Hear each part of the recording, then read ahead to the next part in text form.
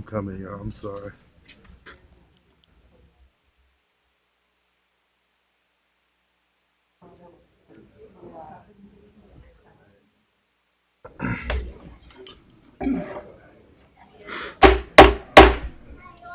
It's my pleasure to call to order the Peoria Public School Board of Education meeting for November 8th to order. Madam Secretary, would you please call the roll? Mrs. Costick? Here. Mr. Claus? Mr. Murphy? Here. Dr. Rankin? Aye, or here. Mr. Shaw? Here. Mrs. Ross? Here. President Wilson? Here. 7 present. Thank you. Would you please rise and join me for the Pledge of Allegiance? I pledge of allegiance to the flag of the United States of America and to the republic for which it stands, one nation, under God, indivisible, with liberty and justice for all. Thank you. I would like to acknowledge our boards to the right and to the left of me. The first one here is Von Steuben Middle School, and then our next one is Richwoods? Yes. Knights? Yep, Richwoods High School. Moving on to announcements, we will start with, we'd actually switch it up. Start with Ms. Costick. Thank you. Stadium sign advertising. According to the Illinois Department of Transportation, about 27,000 cars pass the Peoria Stadium sign on War Memorial Drive every day. With competitive pricing and great visibility, it is a great way to get the word out about your small business. Find out more by emailing Jen Adler at jennifer.adler@psd150.org. Thank you. Thank you, Mrs. Costick. Dr. Reinke. IAR Parent Portal. The Illinois State Board of Education has created a parent portal for the Illinois Assessment of Readiness, or IAR. Parents or guardians can learn more about their students' performance on the IAR for English Language Arts and Mathematics. The portal will allow parents or guardians to track their students' scores from year to year, beginning with the spring 2021 results. For links to the IAR Parent Portal and IAR Parent Portal User Guide, visit the district homepage at www.psd150.org. Congratulations. Congratulations to Richwood student Molly Gordon for qualifying for the IHSA Swimming and Diving State Meet. Molly will compete in the diving part of the state meet this weekend after posting a pool record score at sectionals this past weekend. We also want to congratulate all of our Richwoods band and orchestra students who attended the Illinois Music Education Association District 2 Festival at Augustana College and Moline High School on Saturday. These students were selected through a rigorous and competitive video audition to rehearse and perform in the Illinois Music Education Association District 2 Junior High Band, and they did an outstanding job in preparing, rehearsing, and performing the music.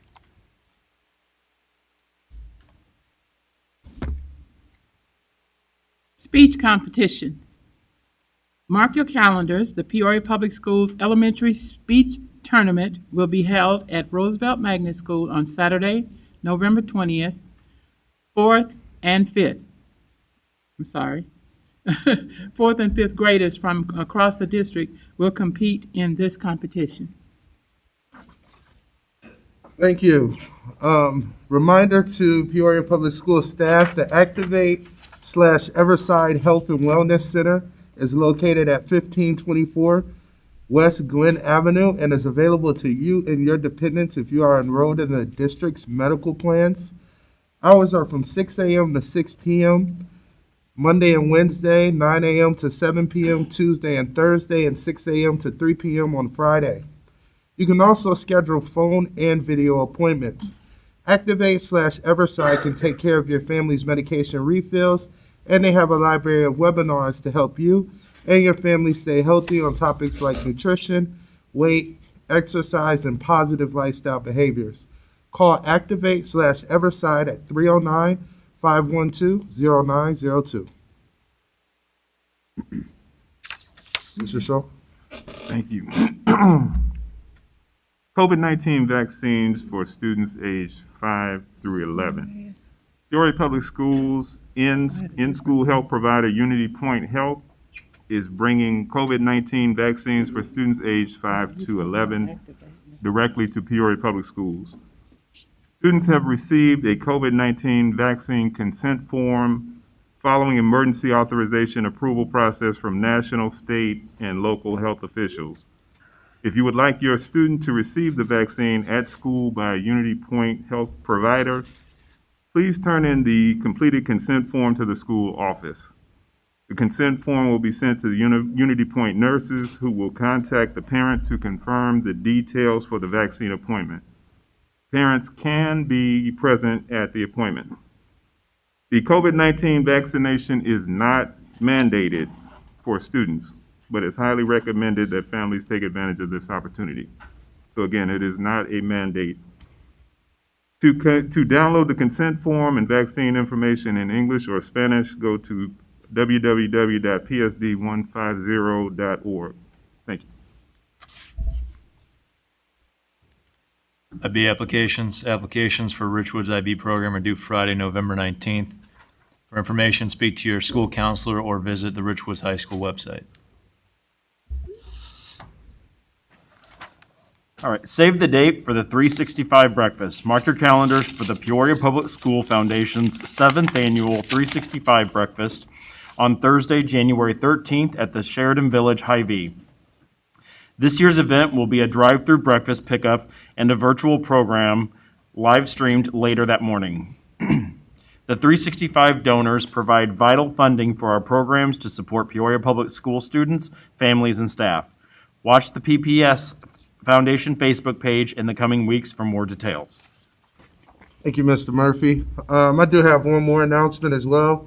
Reminder to Peoria Public School staff members, online benefits open enrollment open today and closes on Saturday, November 6th. It's passed. That's bad. That's Is this an old one? Yeah, that's an old one. That's from last time. Don't worry about this? Yeah, no. Oh, okay. So my apologies. Next, we have awards and recognition. Those who excel award winner, Volunteer of the Year Award from Dr. Sharon Karat. Thank you. I will actually.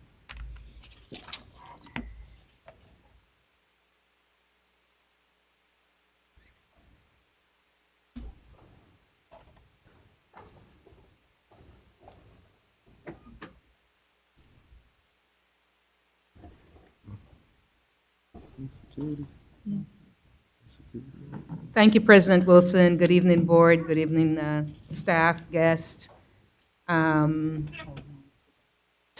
we are continuing our celebration of this year's Those Who Excel winners with the Volunteer of the Year category. This year's recipient is Major Heath Sells of the Salvation Army. Major Sells, can you please come to the podium?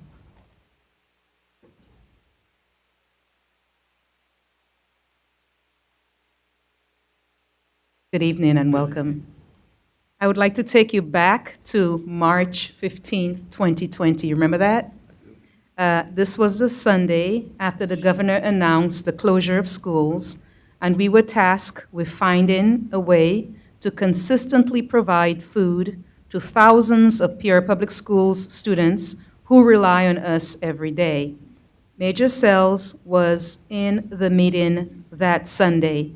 In a moment of great uncertainty, he pledged that he would help in any way to help this cause. He continued that commitment throughout 2020 while our schools were in remote and hybrid attendance modes, providing mobile meals in neighborhoods of our families. He would literally, with his staff, they would get their van and go in and provide meals to families in remote areas. On occasions, we ask him to cover specific neighborhoods in the city that we heard were not in close proximity to our school meal distribution sites, and you did that. Major Sells and his team were instrumental in Peoria Public Schools, serving more than 1 million meals to Peoria Public Schools and Peoria community during the pandemic, and he is so deserving of this distinction. For his service, we are presenting the Those Who Excel Award to him tonight. Congratulations, Major. You were amazing, consistent, a huge help. Is that his? Okay.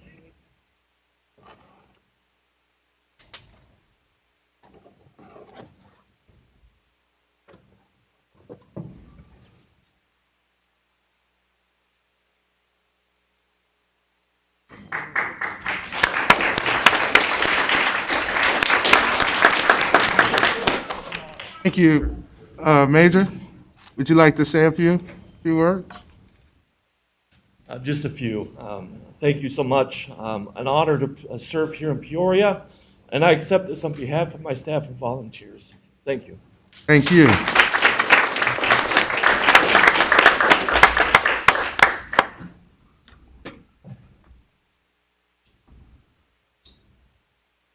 Next, we have 2021 40 under 40, Sarah Chapman and Carla Eman.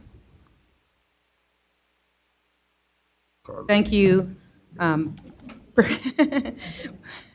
Thank you, President Wilson I'm and board. sorry. We got it. Yeah. I got it. It's Sarah Chapman and President Wilson. Congratulations. We actually, Peoria Public Schools had two winners, Sarah Chapman and President Wilson, and this is the 40 under 40 award, which is very coveted and highly competitive. I know there were over 100 applications, and they were only able to select a few individuals. And PPS, we were very fortunate to have two of our staff members selected. And actually, Thomas Brooke and I checked the list, and we noticed about 20% of the winners had some affiliation with Peoria Public Schools. So we're very proud of that. So we're proud of Sarah. Sarah, why don't you come up, please, and join me?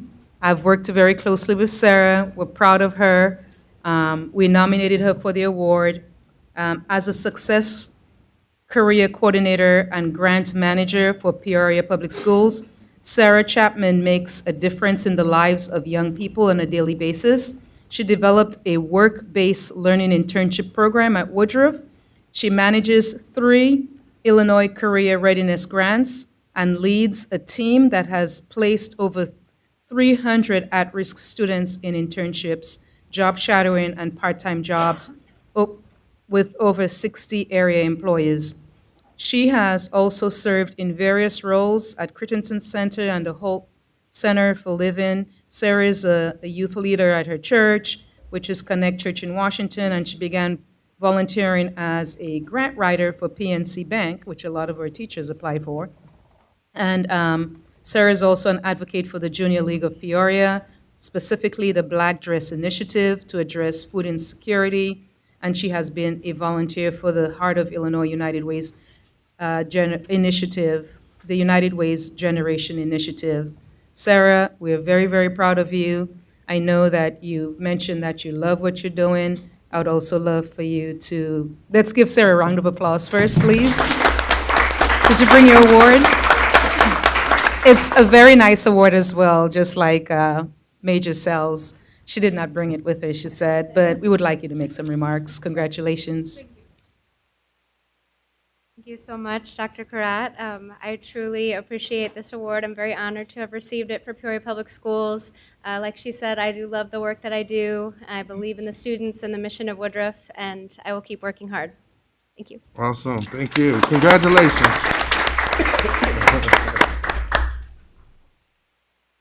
And the next winner is none other than our president of the school board, Gregory S. Wilson Jr. And I had the honor of actually presenting Sarah and President Wilson and about 8 other individuals. So they were on my list. And I bragged about him being the president of the board and Peoria Public Schools being the 4th largest employer in the city of Peoria. You have Caterpillar, OSF, Unity Point, and then Peoria Public Schools with an employee, 2,500 employees, a budget of over 300 million, and talked about, all of the things that he's involved with. He works for Illinois Central College as a community outreach manager. I talked about going above and beyond to help kids reach their full potential. He's really proud of the work that we've done as a district with COVID and the teacher shortage. He's really, really proud of those. Talked also about his involvement with the Junior Achievement of Central Illinois. He's a volunteer educator there. He's also a board member of the Peoria Area World Affairs Council and Central Illinois Autism Association. He's also a board member and coach for the Peoria Pride basketball team and a board member of the Divine Intellect. And he also offers life coaching and therapeutic services to adolescents. I did not realize you were a Toastmaster, so that's awesome. I used to be a Toastmaster a long, long, long time ago, and I had a lot of fun with it. Also, we talked about being a part-time DJ. It's like, when do you get time to do all of these things, including organizing the 2021 Juneteenth celebration, being involved with Richwood's JFL football and elite youth outreach. So again, we're really, really proud of you. Congratulations. So let's give President Gregory S. Wilson Jr. a nice round of applause. Did you bring your award with you? Oh, I didn't. Yeah, sorry about that. It's very beautiful as well. So Thank thank you. you. I think that's all I have for today. Thank you. And I would like to say a special thank you to Sarah Chapman and all those in the room here today. So appreciate it. Moving forward, now we have Miss Carly Emkin. Eamon, item number 6, tax levy presentation.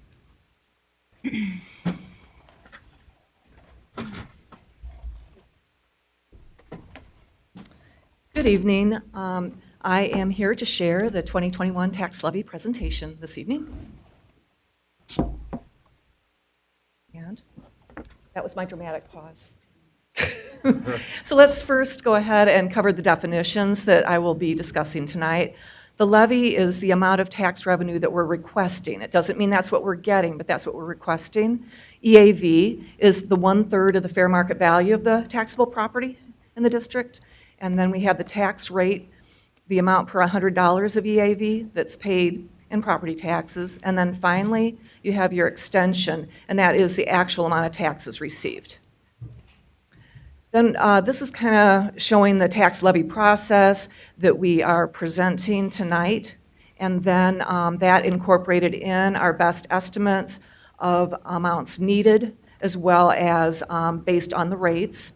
Then we have the publication of truth and taxation if necessary, and this year it will not be necessary as we are well below the 5%. We're closer to 0.5% of an increase.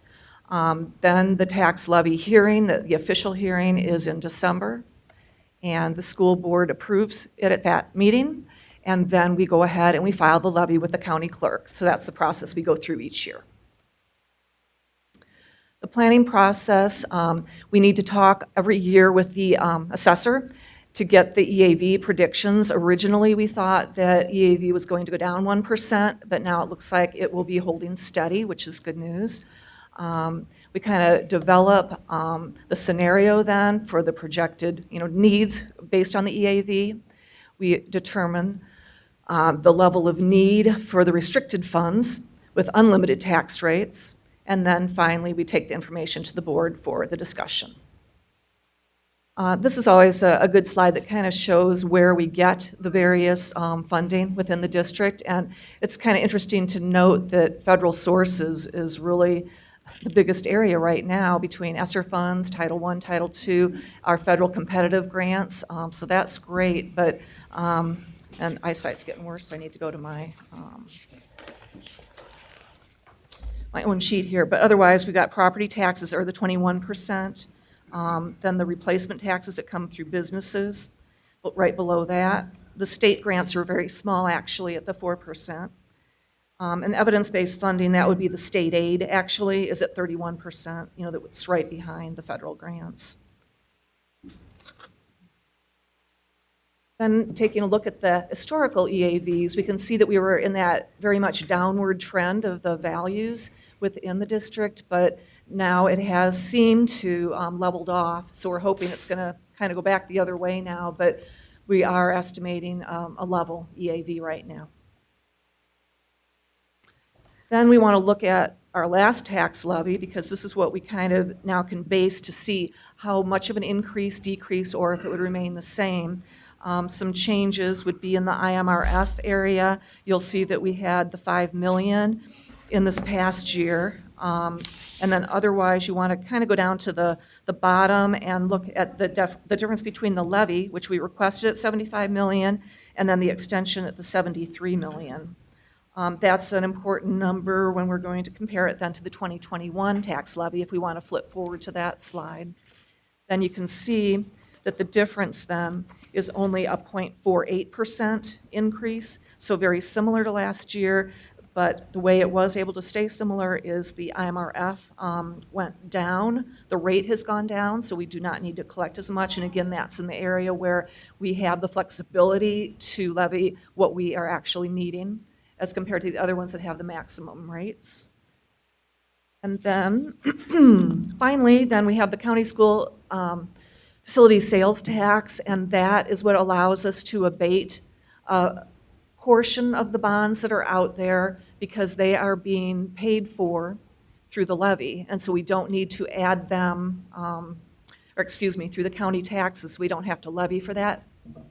And so what we need to do then is then seek this permission to have the capital projects fund and to the debt service to pay for that, because as the revenue comes in from the sales tax, it covers that portion, and we don't have to then ask for that levy to the public. If you had any questions, that kind of concludes what the tax levy covers. Thank you, Carla. Does board members have any questions for Carla? Seeing none, thank you.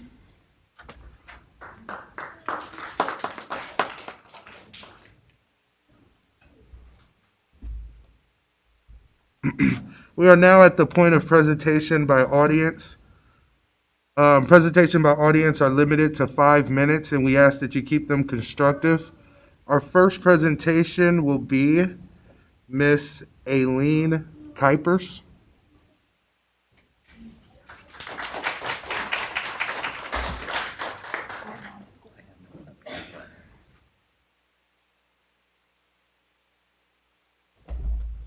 Take a moment to imagine with me. Close your eyes, take a breath, and see yourself sitting in a first grade classroom. You're sitting at your desk listening to your teacher. There's a general feeling of chaos around the room as a few students find it incredibly difficult to sit still for more than 3 minutes. You suddenly feel the urge to go to the bathroom and take this opportunity to ask the teacher. They explain someone is already in there and you'll have to wait by the door. The student in the bathroom takes much longer than anticipated, and you can feel it becoming harder to hold. And suddenly, it happens. Your pants are wet. You rush behind the cubbies in the room and quietly get the teacher's attention. They look confused.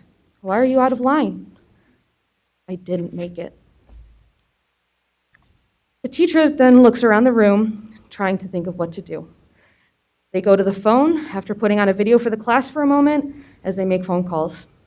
The first call is to the counselor. No answer. They call the office. They don't have pants and they don't know where they are. The teacher asks if they can page the counselor, but she's busy with a big fight during lunch. After 2 more failed phone calls, trying to find pants and a nervous phone call home with no answer, the teacher finally gets up and walks back to you. Hey, sweetie, I'm so sorry, but I can't find you any pants or underwear.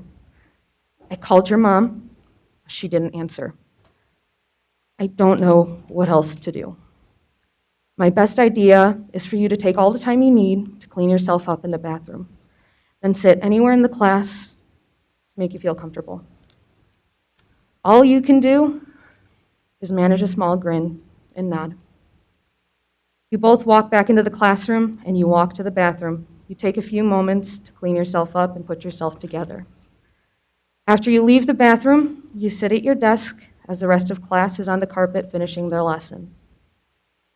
Moist pants. I don't know if this student ever got a new pair of pants. I was a general music teacher, and I was just in the classroom for 30 minutes. I updated the teacher when she came back in, and I never heard back. In this scenario, my student did everything they could. I did all I could, yet somehow we still failed to give the student a basic necessity. Not because there is a lack of this necessity in the building, but because of the lack of support within the school. This was not the first time that I had not been given help in the classroom. This event was the moment I decided I needed to leave Glen Oak. I have been thinking about it prior, but I never came back to work after this specific incident because I couldn't be in an environment that fails its children so frequently. It was not an easy decision for me, but I could not deal with being scared to enter the classroom, not out of fear of the students or fear of teaching, but out of the fear that my absolute best would not be enough to prevent us from failing our students. I'm not qualified to tell you exactly what Glen Oak needs, but I am qualified to tell you that our students' safety and well-being should be our first priority. Glen Oak needs the district's attention because despite the numbers, our students' needs are not being met. And our teachers are taking on so much more than what is written in our job description, and it's hurting us physically and emotionally.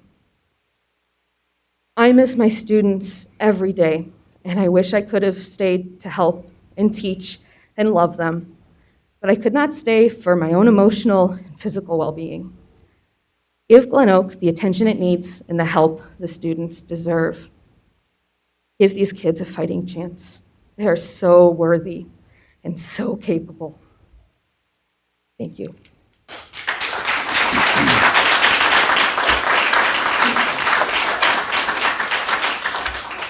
Thank you. Our next speaker will be Miss Alexis Pavlov.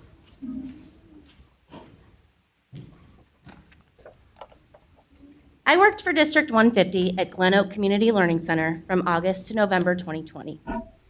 I was hired to teach 4th grade, the main reason I accepted the job, but I was moved to 5th just days before school started. However, I ended up having some fantastic students and enjoyed the teaching aspect of 5th grade. Currently in 5th grade still. That being said, the curriculum was old, stale, and outdated. So I would create many of my own lessons using best practice because our students deserve engaging and challenging lessons. This meant working a tremendous number of hours each week, mostly because of our lack of planning time, which was consistently stolen by meaningless PLCs. Every morning, instead of being able to prepare for our day by getting our classroom and materials ready, we attended mandatory meetings, which I think were well-intended, but not at all helpful. These meetings left the staff annoyed, frustrated, and not prepared for the day. Additionally, admin micromanaged every minute of our day, and my AP truly ruled by dictatorship. My classroom had an 83% IEP, which I think everyone in this classroom or in this room knows is illegal. I also had many high flyers for behavior, so I really needed the help of my LBS 1 that year. Instead, he regularly skipped our class meetings or would sign on and do whatever he pleased, normally leaving the classroom. Further, he harassed me constantly with disgusting details about his personal life, talking dirty, and yelling and swearing at me. This man had a history of this behavior at his previous school in District 150, where he still stalked a former coworker, often leaving our school early to do so. My admin contacted the district, and I was questioned and filled out some paperwork about his behavior. Some of you have been in this room were in that meeting, which he later found while going through my classroom when I wasn't there, and subsequently yelled and swore even more after finding out that I told on him. This man was put on 2 weeks leave of working from home with pay, a reward, really. He was then sent right back into my classroom. This was my last straw, and I decided to leave District 150. I left for significantly less pay, but my district's admin would never treat us the way 150s did. We are allowed to come into work overnights and weekends, which was something we couldn't do at Glen Oak. We don't have to turn in lesson plans. We're treated like responsible, educated, and loving professionals that we are. I know my story is one so many others could tell, but many do what they can to get out, as I know you've seen numbers of teachers leaving the district year after year. We deserve kindness, we deserve grace, and we deserve planning time. But mostly, we deserve respect.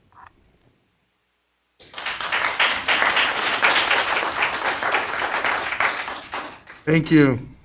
Our next speaker is Miss Reiser.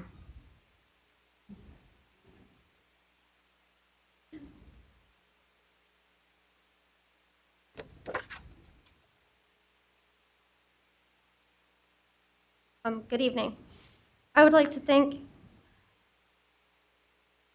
everyone who attended tonight's meeting to problem solve some of the safety and educational concerns at Glen Oak. To put my concerns into context, this is my 7th year of teaching in this district. I have taught 4 years at Glen Oak Community Learning Center as the visual arts teacher in grades kindergarten through 8th, so I know most of the students and staff members in the building. I am also the PBIS and ULT representative for my Encore team, and I was on the climate and culture team when that option was available to me last year. Tonight, I do not want to be misinterpreted as insulting or blaming my students or fellow staff members. I am only here to present my concerns to the people who are able to provide solutions. One of my concerns has to do with student and staff safety.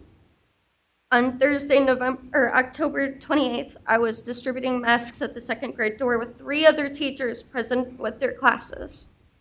A parent identified a 2nd grader who had recently wronged her daughter and proceeded to cuss out and threaten that child in front of 3 classes and the parents who were also dropping off their 1st and 2nd graders. For safety, the adults closed the doors to the school and reported the incident to the main office. For my part, I offered to take the traumatized student to my classroom to calm down so she could escape staring eyes. On my way to my classroom with that student, that same parent approached from the main office without a visitor's pass, called down the hallway to the 2nd grader, "Are we going to finish this now?" This adult attempted to approach that child past my blocking arms and request that they leave the building. That adult also told me that I would have to call the police on them that day. And I had to tell the 7-year-old to run back for safety while I blocked the adult's pursuit. Luckily, a fellow staff member saw the situation and retrieved an administrator who was covering a class without a sub at the time to help that parent feel heard. Before my classes began, instead of preparing the supplies and lessons, I spent my prep time reporting the incident to our principal and SRO, and thereafter taught 6 classes of students' art, under every parent and student's expectation that the quality of education I provide go unchanged, even though I had other significant disruptions that same day, including a bathroom accident in my classroom that went unclean for hours. When I told Ms. Suggs that I would be okay after encountering that upset parent, I was banking on the number of times in the past 4 years I had walked off student fights, being threatened to being beaten by high schoolers, or any other host of crazy events I have been witness to. Yet I'm afraid every time I pass the front office and see the door propped open for recess.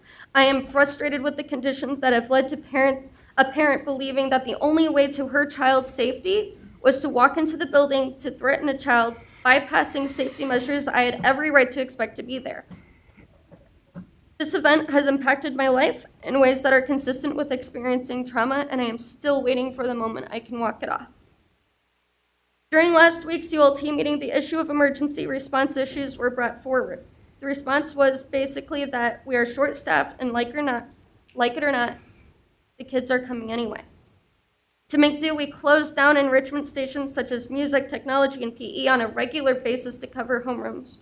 We closed down ISS, our calling room, and elite coverage. We stopped answering phones in the office because there is way too much going on to handle everything, even the emergencies student support number. We stopped keeping updated information in our Styra database. We stopped providing useful social and emotional supports for our students. We closed down effective discipline because there literally isn't enough time in the day to handle it all. We stopped addressing our own basic needs, such as getting a lunch break or taking a day off when we need it. Our administrators, teachers, and faculty are spread so thin that our answer has become, sorry, not right now, I have to do this other important thing first.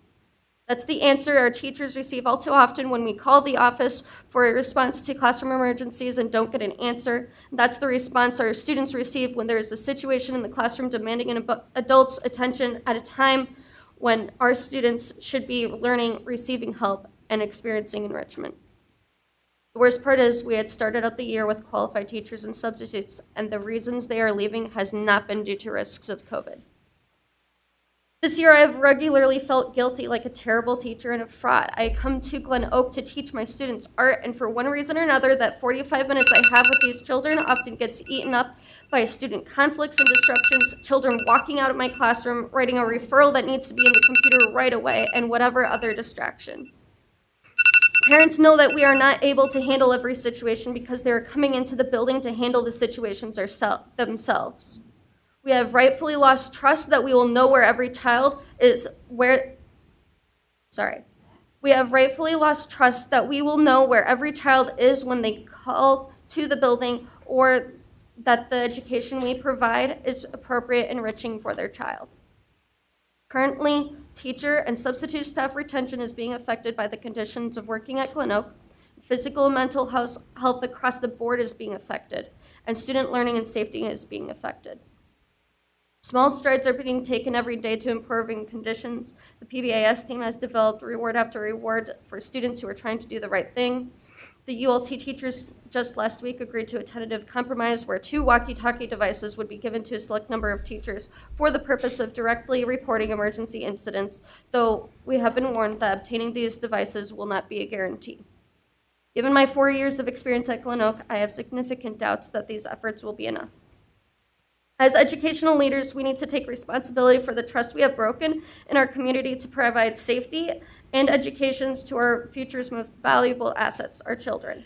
Taking responsibility requires that the current weaknesses in our school and the most prevalent needs of our students are honestly identified and brought to light. Following that, we must respond with radical changes that prove our interest in safeguarding student learning and safety is sincere. Make no mistake, right now, we are reaping the benefits of allowing behavioral and educational needs go unmet for years. This is why any changes that are made need to be radical. Half measures will no longer do, and I have prepared a list of solutions.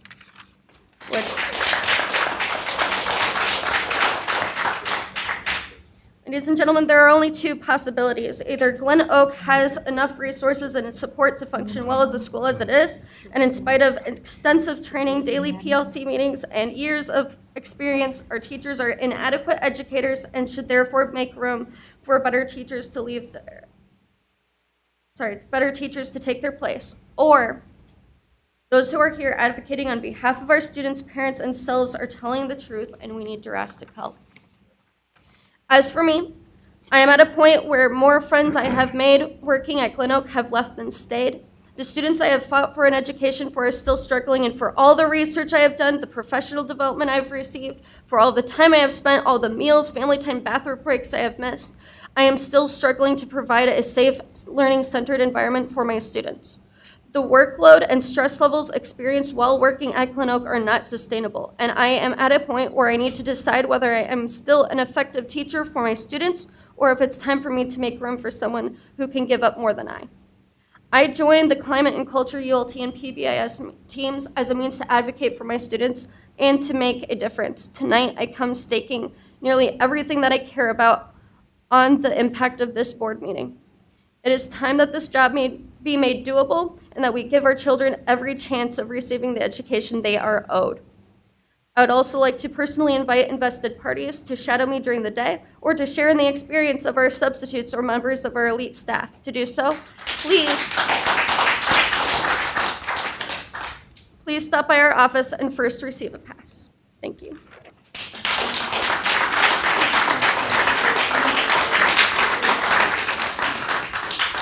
Thank you. Our next speaker will be Mrs. Kim Thomas.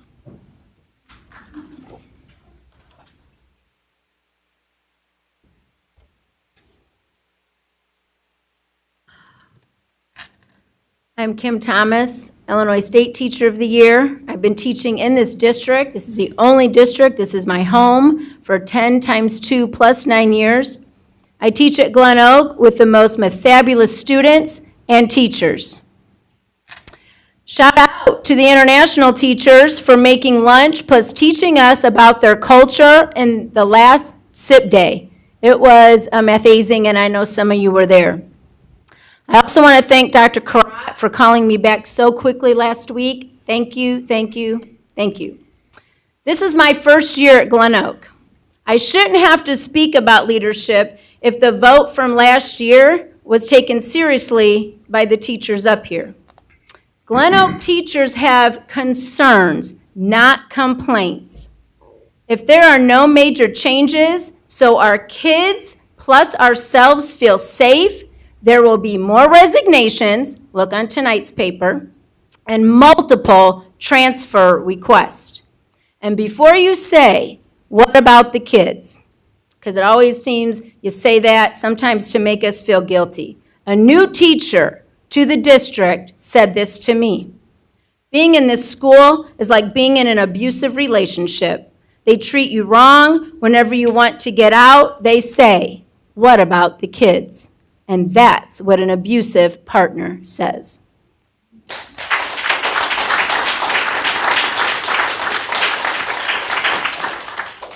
Thank you. Our final speaker for this evening will be Mr. Terry C. Knapp.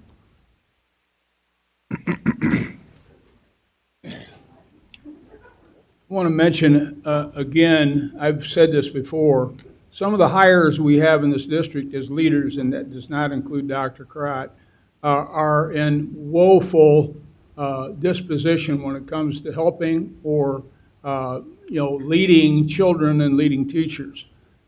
We just had an election in Virginia, and if you followed it, it basically started at a school board meeting, or could have started at a school board meeting, but it had to do with critical race theory, and it also had to do with a transgender student coming in the bathroom and raping a 14-year-old in the bathroom, and the superintendent not turning it in to the district, not telling the Board of Education, and transferring the student to another school in that district.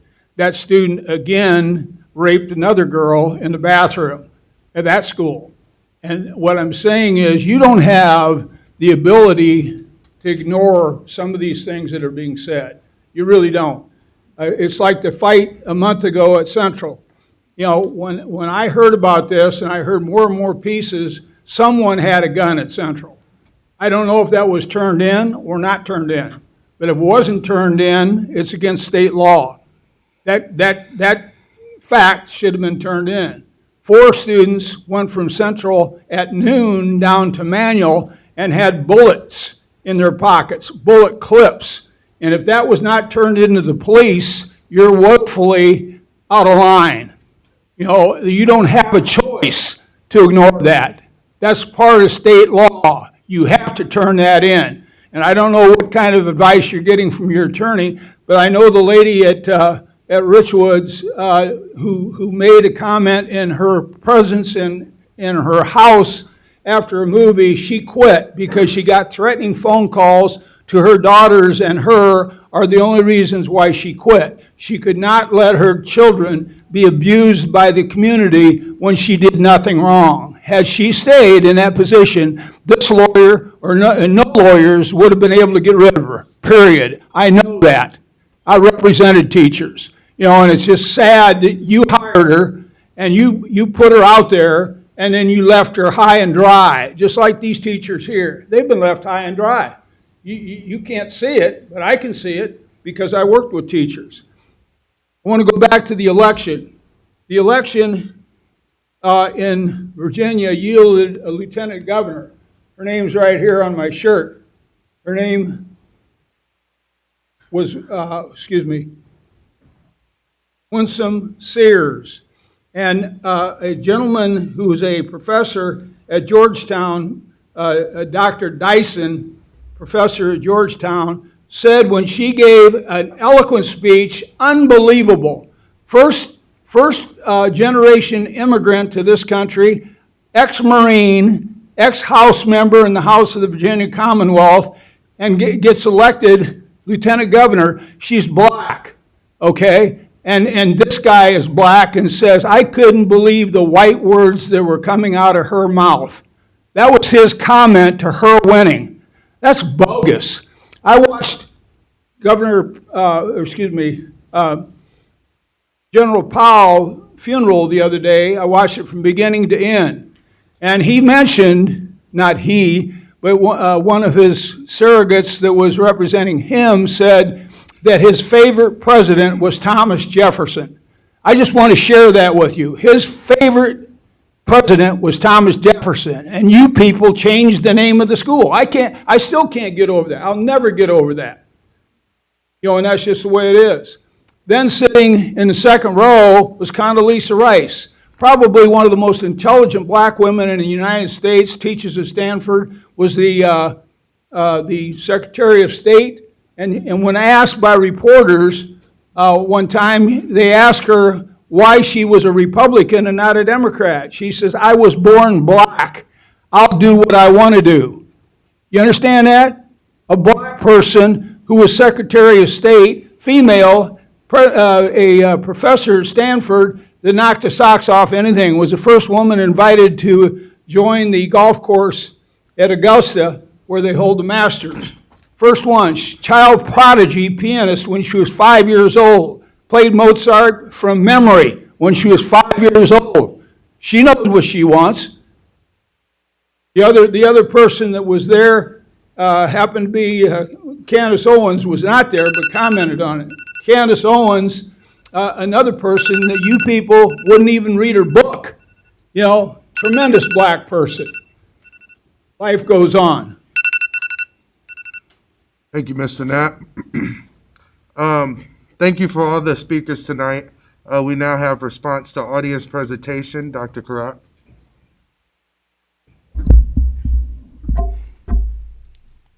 Thank you very much, President Wilson. Notes have been taken, and what I'll say is the team, actually, I have been at Glen Oak many, many, many times. I've been in classrooms. I've provided a lot of support for Glen Oak, including 5 parent advocates, and of course, we have Elite there. We talked last year before school started about the climate, getting off to a good climate, improving, including the teachers. So some of the teachers even mentioned that they were on that climate committee with Umoja. So hopefully that's going well. Dr. Wood works very closely with the administrative team there and is there regularly. So we'll continue to, some of the things that were mentioned were addressed, and others, admin have not heard of them, so there's, they'll address those. So, we'll continue to, Dr. Wood, I don't know if you want to add anything to that, but I know you've spent a lot of time at Glen Oak, and we're providing a lot of support. As I said, we have Elite, we have Family Core, we have the parents, we've hired 5 additional supports, and we'll just continue to work together in a very focused way. And I know we talk about Glen Oak practically every time we huddle, right? And we're continuing to add support. I heard about the door, and that was addressed. I know that. And so, yeah, just guys, if you continue to send and I like what Ms. Thomas said about concerns, not complaints, because we're always looking for opportunities for improvement. Our work is difficult, and we know this is probably the toughest year that we've ever experienced. We get it, and at least my thinking, and I know my team as well, is not to make things more difficult for you, but to get the barriers out of the way. And we'll continue to do that, I promise. So feel free always to send your concerns directly to Dr. Wood and myself as well. I know Dr. Ike was at Glen Oak today. And so, yeah, we'll just continue to improve and make things better, but it's not been ignored. It's just a work in progress, and we need to continue to improve. And I'll say we've done well compared to last year, better, because last year we had, we had a large vacant group of vacant classrooms, and this year we've done a nice job filling those.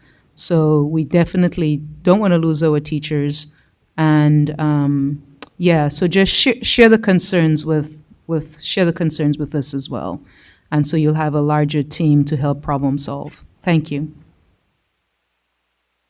Thank you, Dr. Karat. We are now at item number 9, approval of minutes for September 27th, 2021. Is there a motion to approve?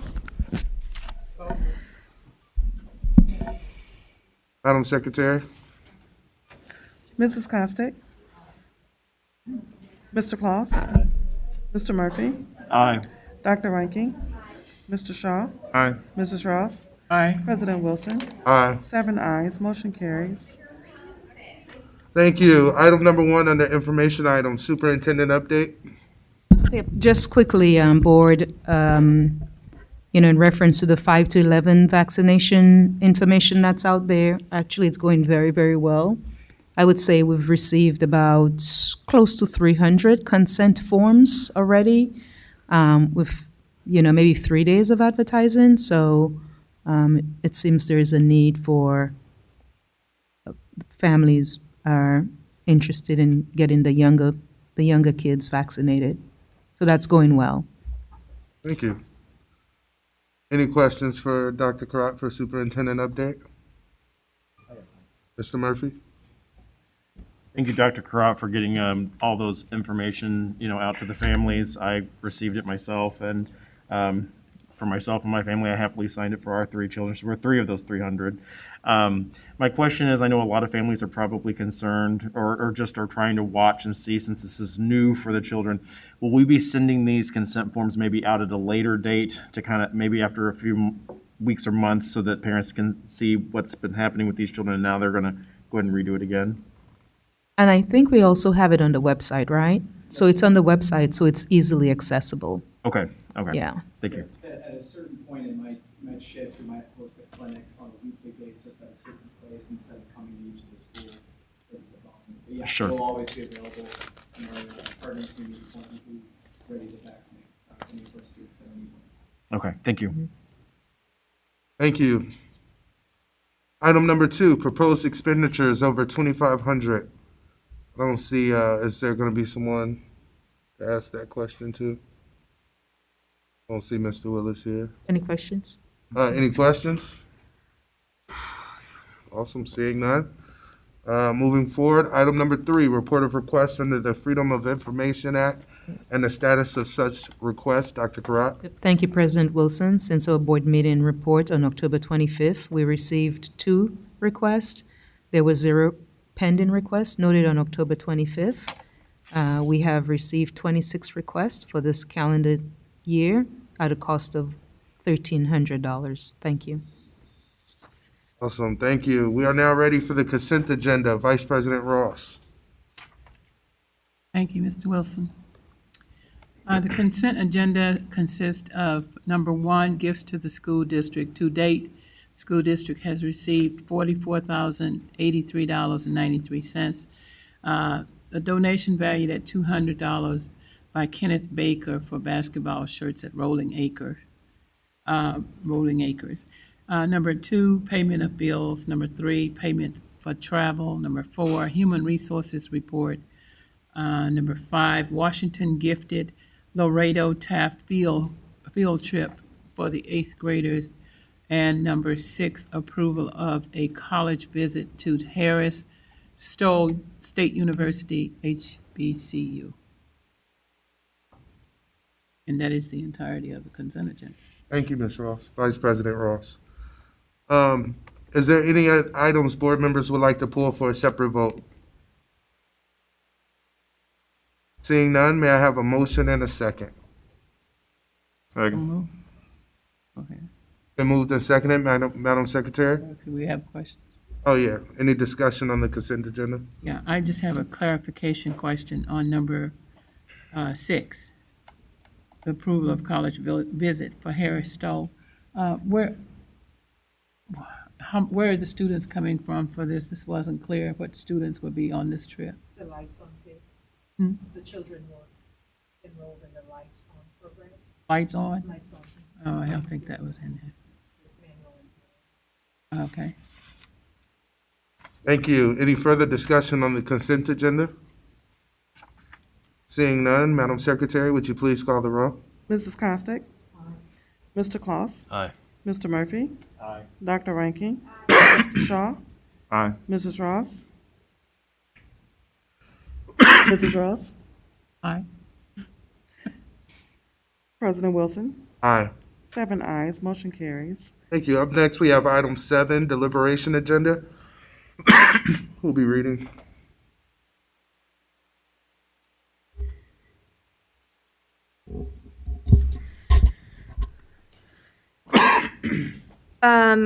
So the deliberation agenda is expulsion with expulsion to be held in abeyance as read.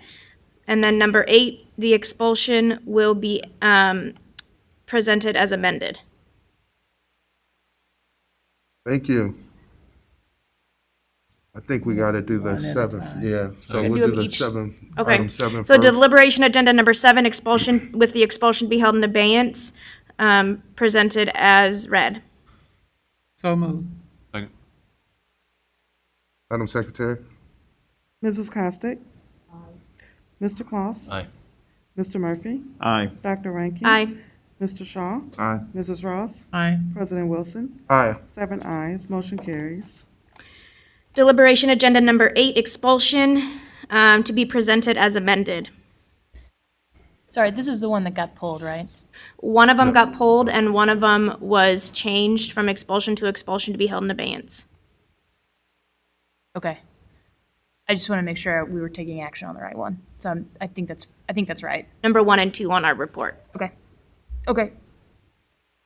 Okay, I got a motion and a second. So moved. Second. Madam You look Secretary? confused. Just a second. Frazier, do you have any I thought question? number 1 on the report was pulled. Number 1 on the report was pulled. Number 2 on the report was also an expulsion, but we amended it to be expulsion to be held in abeyance. Okay. Thank you. Yep.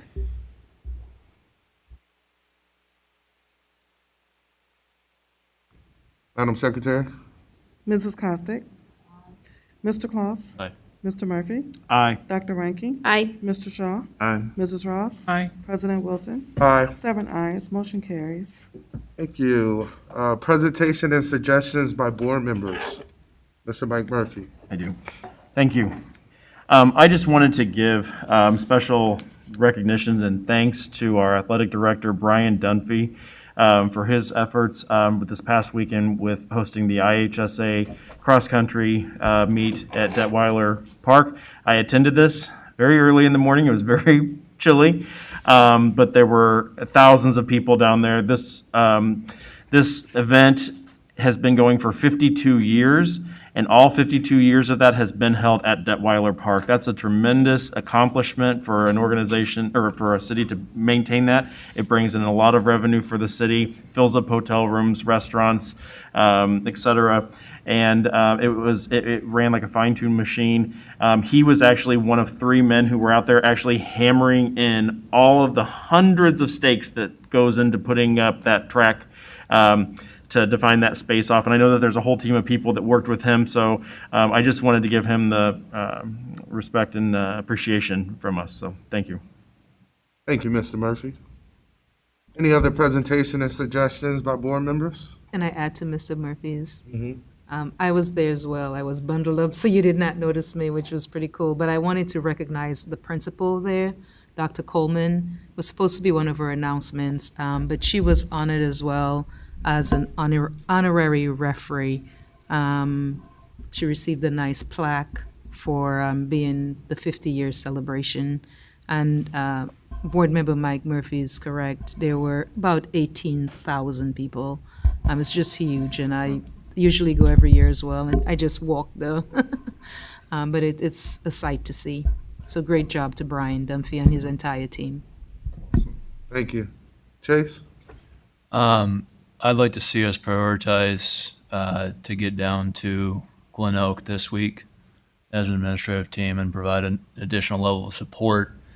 And not just support, but just use it as an opportunity to humble ourselves and go in with an open mind, knowing that what we've done in the past can be changed and altered and respond accordingly. Knowing that our days today were not nearly as stressful as the individuals that came into this room and have since left. So if we could provide that support maybe at the high areas of concern, beginning of school, lunchtime, and after school, I think it would be a go a long way for them to see us respond to that, and then we can move on from there. Thank you. Awesome. Thank you, Chase. Any other presentation and suggestions by board members? I just have, just want to thank the Peoria Park District for all of their partnership opportunities that they, work with the Peoria Public Schools. So we have a lot of interaction with Peoria Park District that a lot of people don't know about. But we're all in this together, and they have always been there for Peoria Public Schools. Thank you.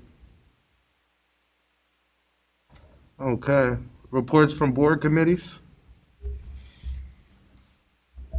Dr. Reinke. The Parent-Teacher Advisory Board Committee, the Parent-Teacher Advisory Committee will meet on Monday, November 15th at 7:15 a.m. here at the district office.